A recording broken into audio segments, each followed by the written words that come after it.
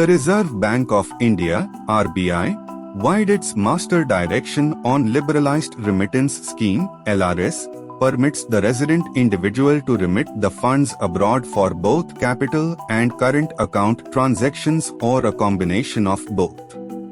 The authorized dealer means a bank or FFMC authorized by RBI to deal in foreign exchange. The salient features of this scheme are: 1. Only resident individuals can use this scheme. The scheme is not available to corporates, partnership firms, HUF, trusts, etc. 2. Maximum limit. The total limit is $250,000 per financial year. It means the limit gets restored at the beginning of the financial year, April to March. 3. Permissible purposes. The resident individual can avail the facility for any current account transactions, viz. Private visit, gift donation, going abroad on employment, emigration, maintenance of relatives abroad, business trip, medical treatment abroad, studies abroad. Now let's discuss these purposes briefly. A. Private visits. For private visits abroad, other than to Nepal and Bhutan, any resident individual can obtain foreign exchange up to an aggregate amount of $250,000 from an authorized dealer or FFMC in any one financial year, irrespective of the number of visits undertaken during the year. B. Gift donation. Any resident individual may remit up to $250,000 in one FY as a gift to a person residing outside India or as a donation to an organization outside India. C. Going abroad on employment. A person going abroad for employment can draw foreign exchange up to $250,000 per FY from any authorized dealer in India.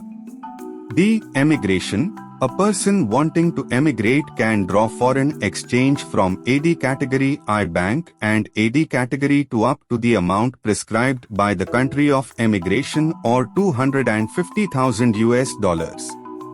Remittance of any amount of foreign exchange outside India in excess of this limit may be allowed only towards meeting incidental expenses in the country of immigration and not for earning points or credits to become eligible for immigration by way of overseas investments in government bonds, land, commercial enterprise, etc. E. Maintenance of relatives abroad. A resident individual can remit up to $250,000 per FY towards the maintenance of relatives abroad as defined under the Companies Act 2013. F. Business trip. Visits by individuals in connection with attending an international conference, seminar, specialized training, apprentice training, etc. are treated as business visits.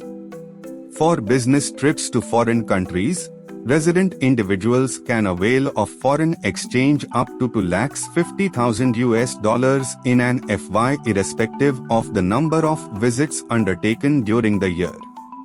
However, if an employee is being deputed by an entity for any of the above and the expenses are borne by the latter, such expenses shall be treated as residual current account transactions outside LRS and may be permitted by the AD without any limit, subject to verifying the bona fide of the transaction.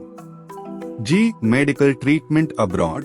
A resident individual can avail of foreign exchanges or remittances up to $250,000 per financial year without an estimate from a doctor or a hospital. If the amount exceeds $250,000, the resident individual can furnish the estimate from a doctor or hospital abroad to their AD bank in India. Based on the estimate, the AD bank may allow an amount in excess of $250,000. 4. Permissible capital account transactions. The individual can avail the scheme for A. Opening of foreign currency account abroad with a bank, B. Acquisition of immovable property abroad, C. Overseas Direct Investment (ODI) and Overseas Portfolio Investment (OPI), and D. Extending loans including loans in Indian rupees to non-resident Indians (NRIs) who are relatives as defined in Companies Act, 2013. 5. Facility to grant loan in rupees to NRI PIO relative under the scheme. Resident individual is permitted to lend to a non-resident Indian NRI person of Indian origin PIO relative by way of cross-check electronic transfer subject to the condition mentioned in the master direction of LRS by the RBI. I. The loan is free of interest and the minimum maturity of the loan is 1 year. 2. The loan amount should be within the overall limit under the Liberalized Remittance Scheme of $250,000 per financial year available for a resident individual. It would be the responsibility of the resident individual to ensure that the amount of loan granted by him is within the LRS limit and all the remittances made by the resident individual during a given financial year including the loan together have not exceeded the limit prescribed under LRS. 3. The loan shall be utilized for meeting the borrower's personal requirements or for his own business purposes in India. 4.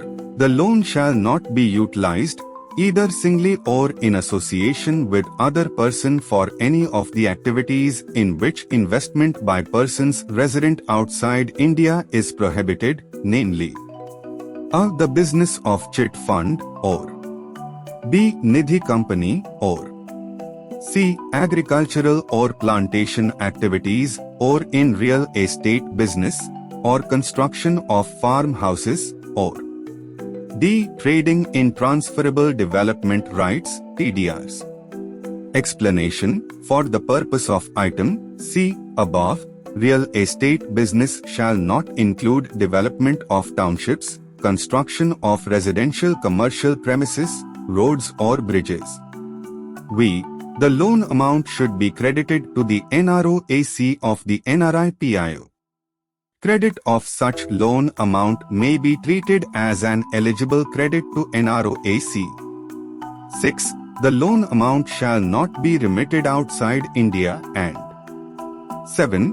Repayment of loan shall be made by way of inward remittances through normal banking channels or by debit to the non-resident ordinary NRO, non-resident external NRE, foreign currency non-resident FCNR account of the borrower or out of the sale proceeds of the shares or securities or immovable property against which such loan was granted. 6. Clubbing of limit. Remittances under the scheme can be consolidated in respect of family members subject to individual family members complying with its terms and conditions. However, clubbing is not permitted by other family members for capital account transactions such as opening a bank account. Investment 5, if they are not the co-owners co-partners of the overseas bank account investment. 7. Documents required. The applicant is required to submit a. Application form, b. Form A2, c. Permanent account number. It is mandatory for the resident individual to provide his/her permanent account number (PAN) to make remittance under the scheme. Form 15 CACB is not required for the remittances under LRS. 8. Restrictions. There are few restrictions under the LRS scheme.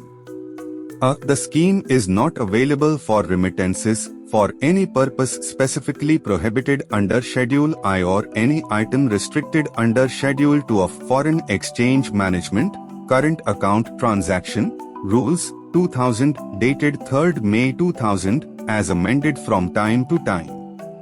B. The scheme is not available for capital account remittances to countries identified by Financial Action Task Force, FATF, as non-cooperative countries and territories as available on FATF website www.fatf-gafi.org or as notified by the Reserve Bank. Remittances directly or indirectly to those individuals and entities identified as posing significant risk of committing acts of terrorism as advised separately by the Reserve Bank to the banks is also not permitted. C. Banks should not extend any kind of credit facilities to resident individuals to facilitate capital account remittances under the scheme. D. Further, a resident cannot gift to another resident in foreign currency for the credit of the latter's foreign currency account held abroad under LRS. E. The applicants should have maintained the bank account with the bank for a minimum period of 1 year prior to the remittances for capital account transactions. 9. Gift to NRI PIO, who is relative to the resident individual. A resident individual can make a rupee gift to a NRI PIO who is a relative of the resident individual by way of crossed check electronic transfer.